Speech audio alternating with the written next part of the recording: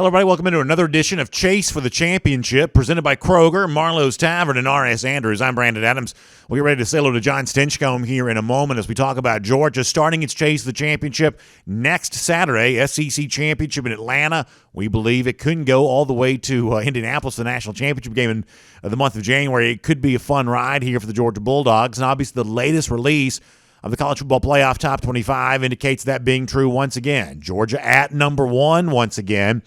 And I think clearly for the Dogs, the responsibility now to make sure you finish off that regular season on a strong note and take advantage of the fact that while other title contenders like Alabama forced to play an in-state rivalry on the road against Auburn, a little bit of a challenge there. Last week, Alabama was still playing to earn its way into the SEC championship. Had not clinched as recently as last Saturday. Obviously, Ohio State, the other team that we'll talk a lot about today, in a big rivalry game there against Michigan. Georgia, by comparison, a much more luxurious spot, playing as a 35-point favorite on the road at Georgia Tech. It's seemingly an easier path, and it's an opportunity for Georgia to just make sure from a health standpoint and kind of a focus standpoint and everything else that Georgia is now in its own way, at its own pace, getting ready for the big one coming up 2 Saturdays from now. With that in mind, let's bring in John Stinchcomb on that.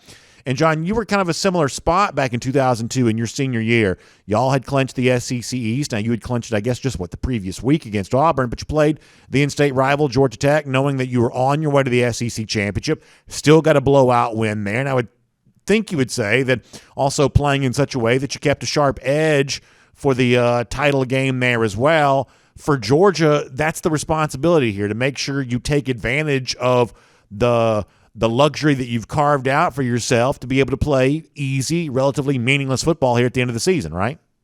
The way the schedule has played out for the Dogs is really beneficial. You look at the other teams in that discussion for the college football playoffs, and for the past couple of weeks, they played meaningful games, and none more important. You look at Ohio State, Michigan, you got Oklahoma State this weekend, not to mention the conference championships that they were both vying for the following week. So they're still grinding away for the opportunities that Georgia has salted away weeks ago. So they're in a great spot, reminiscent of the 2002 season in that, you're facing these opponents. We going up against Georgia Tech. Georgia Tech isn't the same animal that we faced in 2002. So that's pretty much where the similarity ends and the differences begin, because for Georgia, this past week against Charleston Southern, as well as this week against Georgia Tech, you're looking to do two things. Keep your confidence high, build that momentum heading into more meaningful games. That's number one. And number two is get healthy. For those guys that have been nursing injuries, that are trying to come back, we've seen that of the receiving corps. How can you get these guys healthy and utilize and maximize these weeks that they have as an opportunity to get yourself up to 100% and full strength, where the other teams are grinding away and still fighting that battle of attrition and earning that opportunity that Georgia feels like they pretty much have in their back pocket. You won a Super Bowl as a member of the New Orleans Saints, and in the NFL, this debate's been going on for a long time of what's better. Is it better to be able to rest starters at the end of the season in preparation for the playoff, or is it better to go into the postseason playing like you concluded the regular season? For instance, a Ohio State team that can't be sure it's a playoff team, playing against Michigan on Saturday, they have to play as if that game were a playoff. And in the NFL, it seems like sometimes there's this thought of, well, for those teams trying to qualify for a wild card spot or win a division, whatever else, they take that edge with them into the postseason. This is obviously a little bit of a devil's advocate type question, but is there any concern on the part of Georgia here that, hey, other teams have an edge about them right now at the end of the season that Georgia doesn't have to find? Is there a way that works out to be a disadvantage in the NFL? We've heard this discussed for a long time. Oh, yeah. We heard it heavily when we were making our run in 2009, end up with a Super Bowl. Well, we start off the first 13 games, 13-0. We end up losing the last 3 games of the regular season. So the conversation was on, have the Saints gotten rusty? They're not building momentum. They don't have the confidence heading in. And we were able to handle business. So there's different tracks for every team. The hope for Georgia is they continue to play the way they have. Yeah. I mean, consistently, week in, week out, that high level.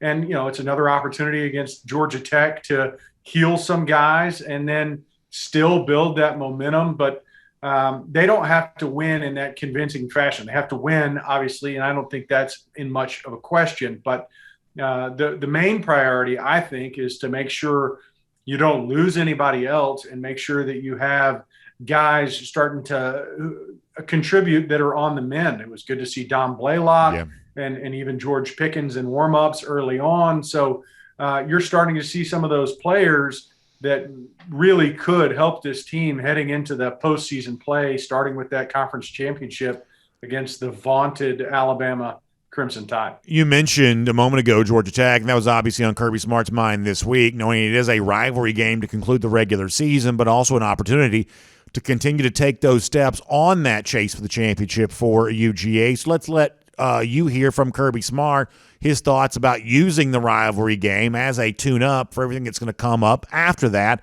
This is Kirby Smart from earlier this week. I wasn't a big college football fan as a recruit, so it's hard for me how I viewed it. I didn't come to Georgia Tech games. I didn't grow up going to those. I grew up going to high school football games and watching TV on Saturdays. So I don't really have, as I got here, there was, an ingrained built-in belief that you had to beat your in-state rival, but we also had conference rivals.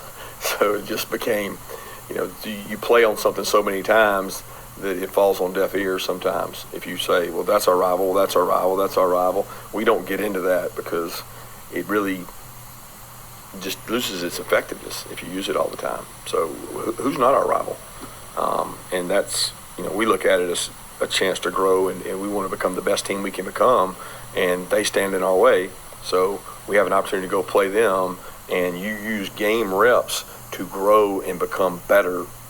Everything gets heightened in a game rep. So that's what we want to do. We want to go out here and make sure our team is getting better with each and every performance, and we're trying to play that perfect game. But it's not about the history of the rivalry, because our guys, they weren't even born when I was playing. So our guys have no recollection of that. So an interesting assessment from Smart there, even if he's intentionally downplaying the rivalry, maybe more than he truly feels, that it's still interesting on this chase of the championship for UGA that, hey, what the game really represents on Saturday, more game reps, the heightened value of that, the heightened emotional situation that kind of comes when you're actually playing against a different colored jersey than the one you're competing against during practice each and every day. A chance for Georgia to take that step towards being the best team that it can possibly be, in light of the fact that Georgia does have championship goals beyond this game against Georgia Tech on Saturday. A little bit interesting to hear Smart put that in those terms, is it not, John? Yeah, and what I like is the focus is on in-house. We're worried about our team executing our assignments. Obviously, you don't get to control during the regular season who you're faced up against. You don't even get to control that in the postseason. So it's about how do we as a team prepare to be our best. And that's where the focus is. What I like is, yes, for most Georgia folks born and raised, they're aware of this Georgia Tech rivalry. As national a team as we have now, guys from Texas, California, North Carolina that are big time contributors, they didn't come up with the Georgia Tech rivalry being as important. So they don't have to worry about that roller coaster of only caring about games against rivals and being extra motivation and all those type concepts. Really what the bar is, the standard is, we're going out there to play our best week in and week out. And that's what we've seen from this team. I think they have yet to walk out on the field and say, we're going to play at the level of our opponent. They continue to press and push the pedal down to the floor, saying, we're going to give our best. We're going to motor through whoever it is that happens to be across from us, whether it's a rival or not.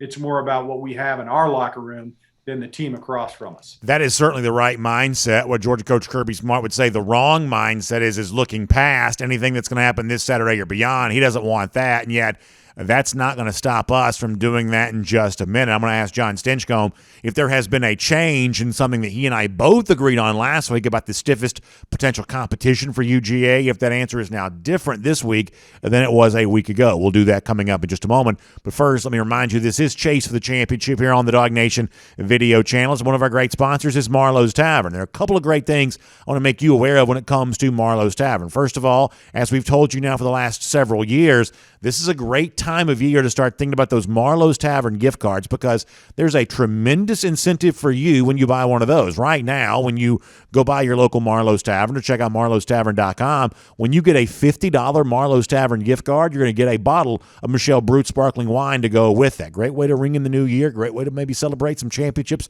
for Georgia here coming up. That Michelle Brut sparkling wine goes great with all of that, and it comes from Marlowe's Tavern when you get a $50 Marlowe's Tavern gift card. But also, when you get a $100 Marlowe's Tavern gift card, in addition to the Michelle Brut sparkling wine, you also get a bonus complimentary $20 gift card for you to use either on yourself or give to somebody else, whatever you want to do with that. But a great offer right now from Marlowe's Tavern. Of course, don't forget, as a part of Chase for the Championship, Dog Nation going to be on hand at the Marlowe's Tavern in Brookhaven next Thursday. That's Thursday, December 2nd, getting ready for a great, great event there starting at 6 p.m., previewing the big SEC championship game and everything that's going to be going down for the Dogs. We'll do a Chase for the Championship event starting at 6 p.m., Marlowe's in Brookhaven. That comes up on Thursday. All right, so John Stinchcomb, let me turn my attention back to you, and let's turn our attention back to Tuesday night with the College Football Playoff Selection Committee Top 25. The big news happened well below Georgia, because for now, Georgia's ranked number one, high here, well above everybody else. But there was movement underneath as Georgia saw Alabama drop down from the 2 spot, and jumping ahead of it was Ohio State. Alabama kind of went down to the wire once again, a game closer experts thought it was going to be against Arkansas.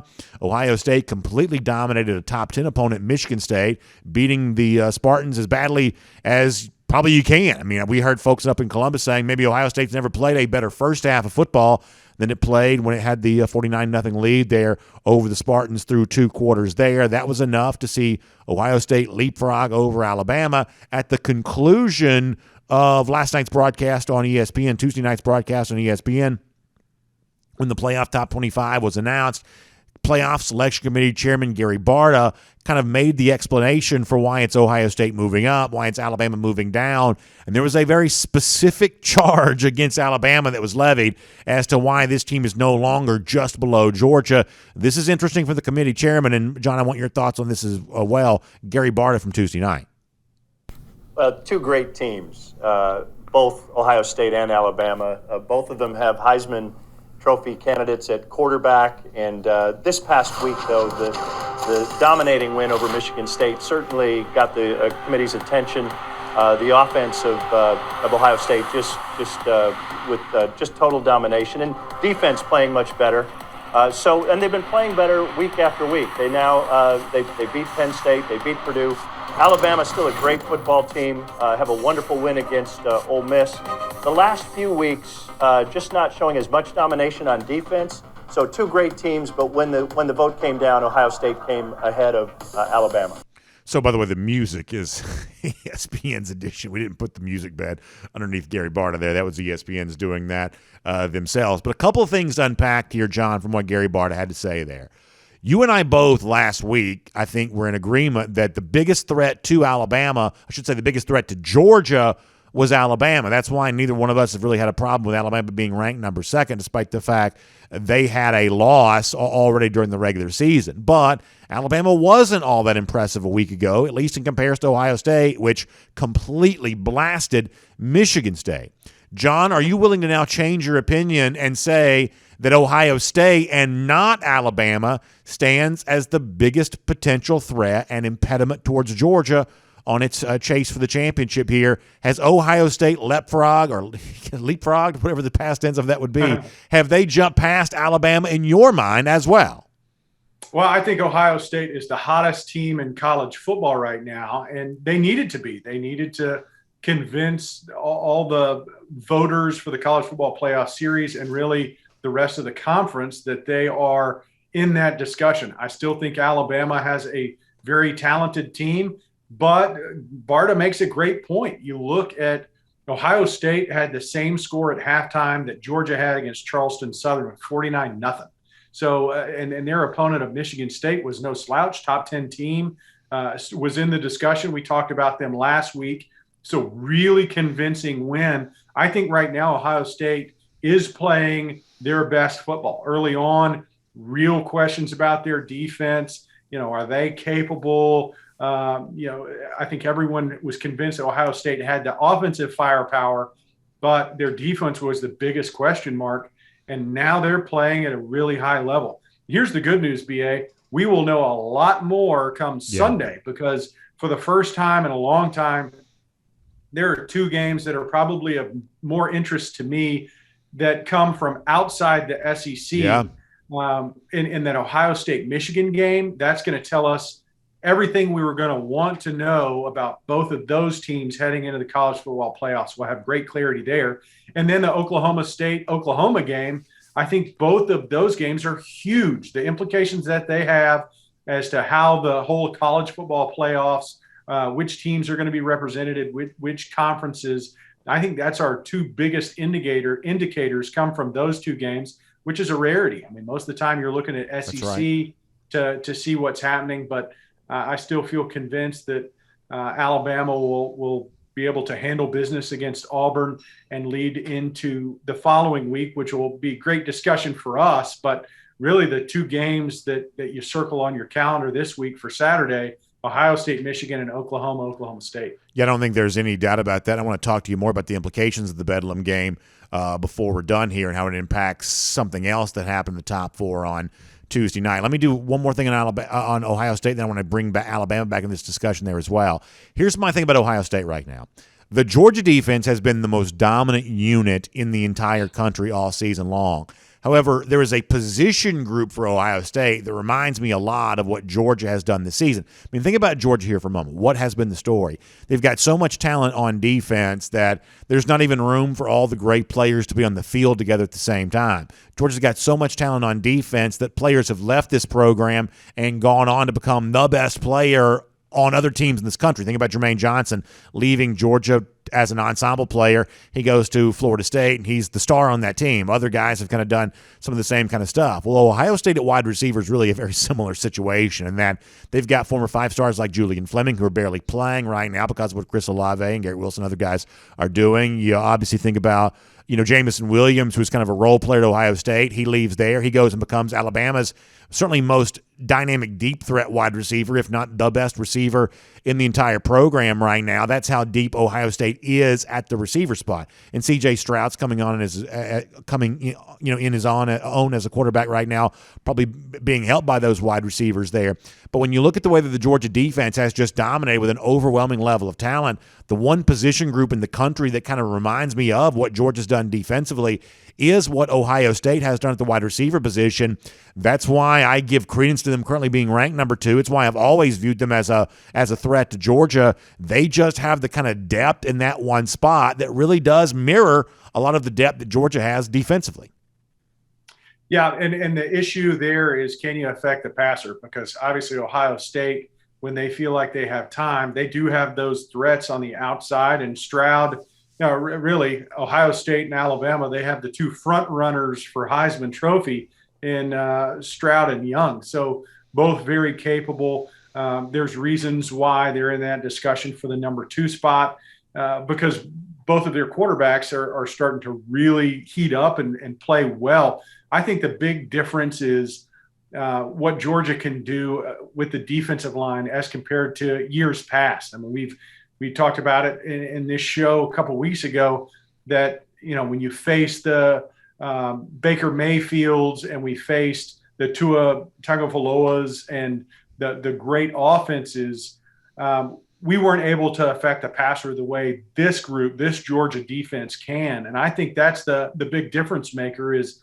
affecting the quarterback, not letting them have the opportunities down the field that both Alabama and Ohio State have proved can be very dangerous and deadly for a defense. So the matchup is going to be an exciting one no matter what, especially coming in 2 weeks when we head over to Atlanta and see. I still think, you got to get that monkey off your back. And this Alabama team has been the bearer of the standard for the SEC and really across the country. So I still think that's where your focus is right now.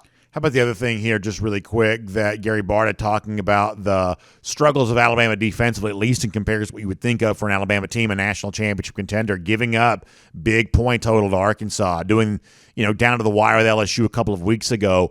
Do you see vulnerabilities when you look at the Alabama defense?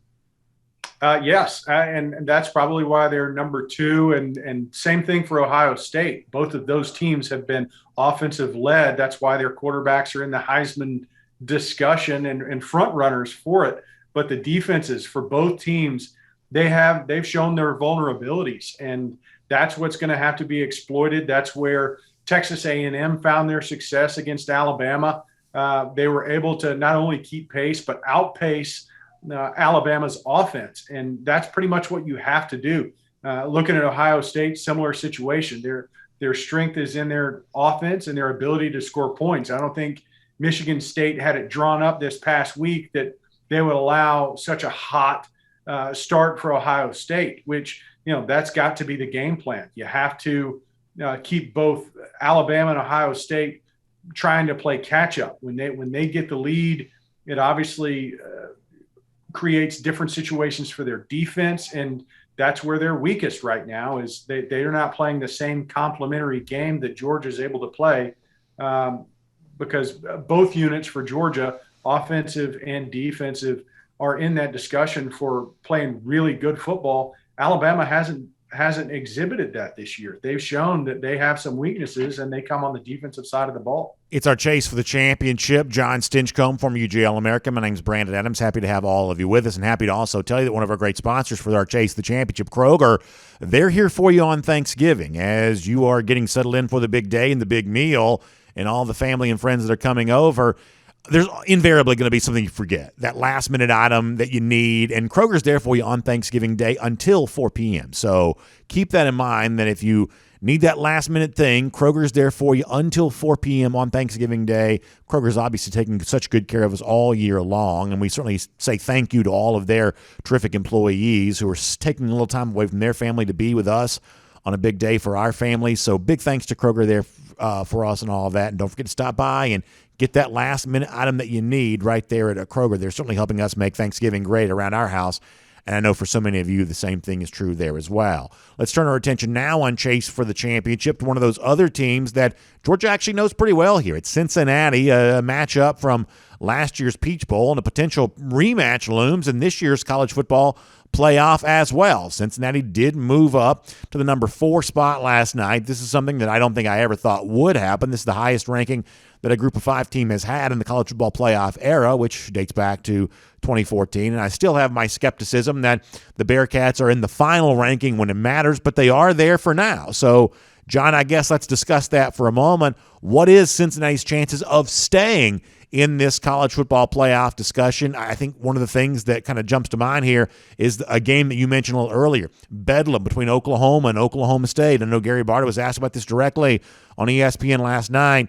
The gap that might exist between Cincinnati and that Big 12 winner, that a conference championship is something that does factor favorably into these teams in comparison. Do you see Cincinnati staying ahead of that Big 12 winner? We're going to, see Oklahoma State a couple times here coming up. Do you see Cincinnati holding off one of those teams and remaining in the top 4 when it's all said and done? Yeah, I think they have to hold off 1. I don't think they have to hold off 2. I think you look at it, and my guess is Ohio State handles their business for the next couple of weeks, and they stay in that top 4, probably still the number 2 seed. And quite honestly, I think the biggest threat is a close game from Alabama. Can you justify moving a 2-loss Alabama team? Or if they win, obviously Cincinnati, I think, drops out.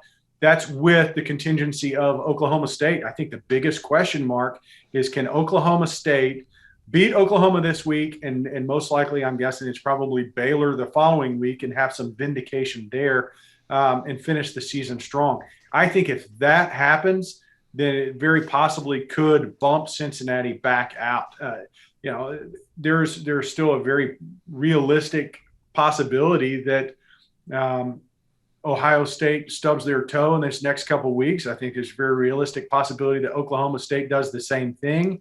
And then you're opening the door for a team like Notre Dame. But in my mind, I think as long as Cincinnati continues to win, I don't see them falling out of the top 4. I think the voters have kind of shown their hand a little bit, that as long as Cincinnati continues to win and they handle their business against Houston in their championship game, that they're going to be one of the 4 teams. I think they've just valued their total body of work and allowed them to enter into the top 4. I think if they were trying to create a scenario where Cincinnati is left out, then they would have been number 5 this week, and you would have gotten the sense that there's just not an opportunity for them to earn one of the top 4 spots. I think you're bringing up a good point about something that Cincinnati's rise, I think, also benefits Notre Dame there as well. I mean, listen, I think the committee's going to do whatever it wants to do, but I do think it'd be hard for the committee to ever leapfrog Notre Dame ahead of Cincinnati, knowing that Cincinnati beat Notre Dame head-to-head, and that stands as the best Group of 5 win we've seen occur during this playoff era. But the more Cincinnati moves up, Notre Dame continues to win there as well. I think they also are in a spot where they potentially take advantage of an Alabama team that's kind of faltering right now. I think the idea of a 2-loss Bama team making the playoff, if it loses, close to Georgia, I've argued for that being a real possibility now for a while. But, John, I'm sort of less of the belief now that might occur, just given the fact that, Alabama's not really validating itself week to week very well right now.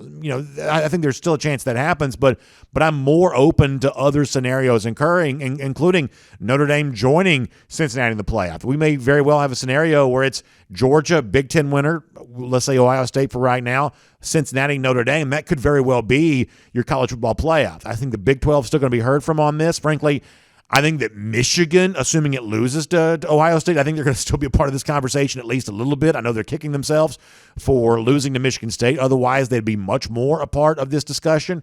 And maybe Alabama's still in that talk there too, but you do see, as you pointed out a moment ago, the more Cincinnati rises, the more the door opens for Notre Dame there as well.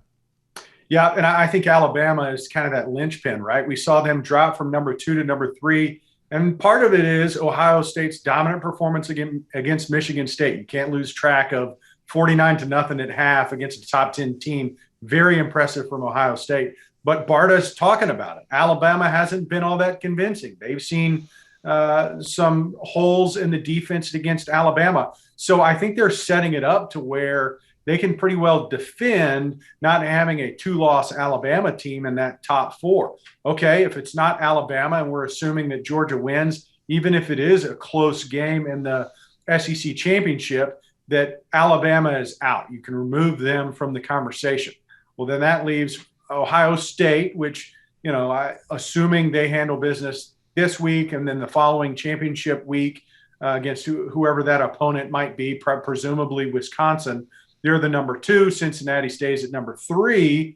Then the eyes turn to 2 teams. Is Notre Dame without a championship game opportunity, a 13th opportunity or data point?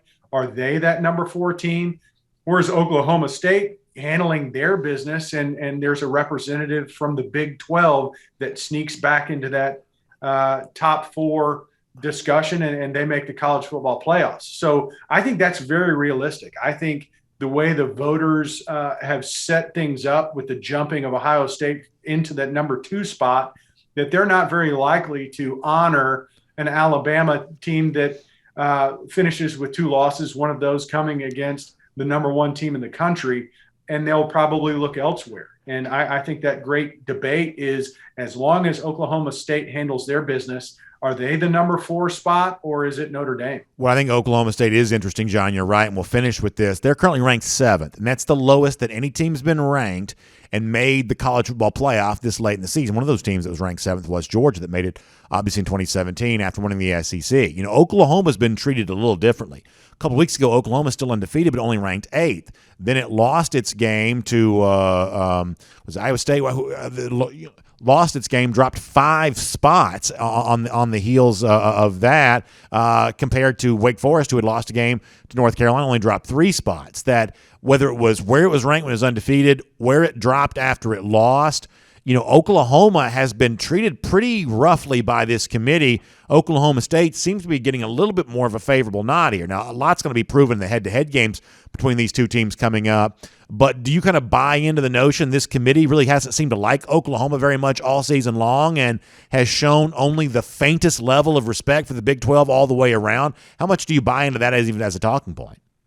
I think it's very valid. You look at Oklahoma's performance, and I think a big thing that factors in is their quarterback situation with Rattler starting off, and then there being some debate there, and they've never really performed defensively as impressively as a lot of the other teams have. When they gain their momentum with stability at the quarterback spot, I think there's just questions all year round that maybe Oklahoma hasn't been the team that the weight their name carries. That's part of the discussion is the reason why they're ranked as high as they have been, because they're quote unquote, they're Oklahoma and not based on their performance. I think there's validity to that. You look at their wins, they haven't been all that impressive, and then a very costly loss. With that said, everything's going to sort itself out in the next couple of weeks there. I think the Big 12 doesn't have a great front runner, but one of those two teams, heck, you can even throw Baylor into the discussion based on their last 2 weeks, their performance in Bedlam, Oklahoma State, and then that championship game.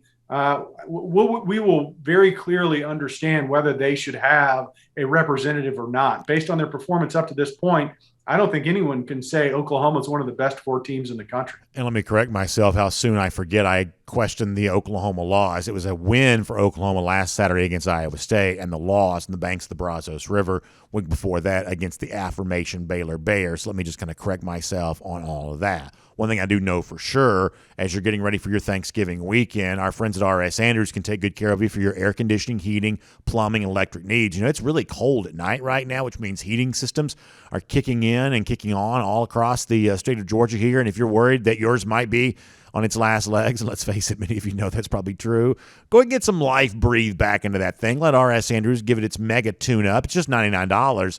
And then get some new life out of that heating system and really keep you warm all winter long. So rsandrews.com for a lot more on that. John, it's always such a fun conversation. As Georgia fans, it's great to have Georgia right there in the middle of this chase for the championship discussion. And certainly it's also interesting to break down the rest of these playoff debates as they unfold there too. So thanks for doing that with us here this week. Happy Thanksgiving to you. And by the time we speak again, there'll be even more hot topics to debate because we'll be the week after rivalry weekend, and certainly that'll have a big shakeup on the playoff rankings. So, John, happy Thanksgiving. Thanks for being with us here on Chase for the Championship today, and we'll look forward to talking to you next week.